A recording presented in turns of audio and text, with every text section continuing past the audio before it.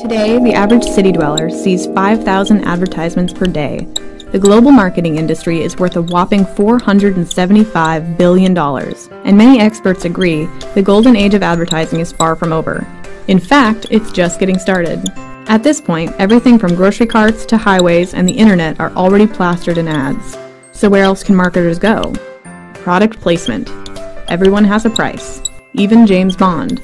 In 2011, the latest James Bond film, Skyfall, featured the hero drinking Heineken, and it only cost the beer company $45 million to get Bond to turn down his usual martini for their beverage. Product placement is everywhere, and the winners are reaping the rewards. Take, for example, Apple, whose products appeared in 891 television shows, and the only thing they did was send out free products to the right places.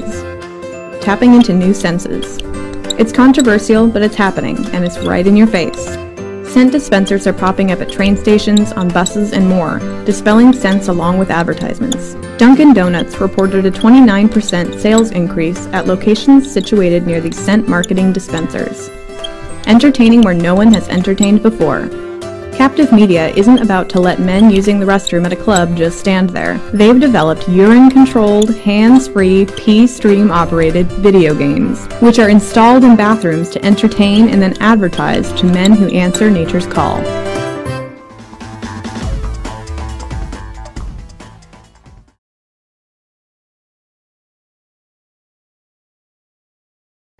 So for 2013, my predicted trend is for tablet, and I would also say connected television as well.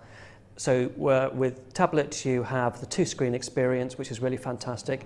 But connected TVs, because they're getting cheaper, I think they're going to be doing more. So we'll watch out for those in 2013. It's mobile, it's video, transitioning from broadcast to multi-screen and to biddable display and biddable media. I think the biggest trend in digital for 2013 is just the mass adoption of mobile, and how businesses respond to that and actually change their proposition around mobile, fundamentally change their proposition around mobile, will be the difference between those that win and lose. And from a business perspective, a brand perspective, an advertiser perspective, the bit that I think is already happening but will really start to come to the fore in 2013 is we kind of ditch the stuffy corporate personality of old that brands have, and we reach this rich, warm human experience where we realise that, you know, the people behind the brands are just normal people like us. The way that brands and media owners have been thinking about getting credit for what they spend online has evolved over the years. So at first it was just, you know, did you serve the ad? Then it has been, did someone click? And then it was, were you the last person that showed the ad? And the question now is actually, what's the fair way to credit everybody in the ecosystem fairly? And I think when we can crack that, actually, that will unlock a lot more of the spend that's been waiting to come online. So we think 2013 is the year for attribution. The trends for digital in 2013 will be mobile will continue to grow. It's 132% growth year on year in 2012. So I imagine that's still going to grow in 3 figures. And that is crazy. You know, the mobile advertising will hit £1 billion in the next couple of years. No doubt about that. Video is a very important element of display. At the moment that's still growing at 45% year on year. We've got broadcast video and we have YouTube type video. That's highly engaging for brand advertisers. Well, I think the first big trend is data and how people use it, and that goes along with kind of privacy and people's concerns about how their data is used. And I think you know, we're becoming a very kind of visual species. So people who are able to kind of visualize what they're talking about, those are the people that will succeed.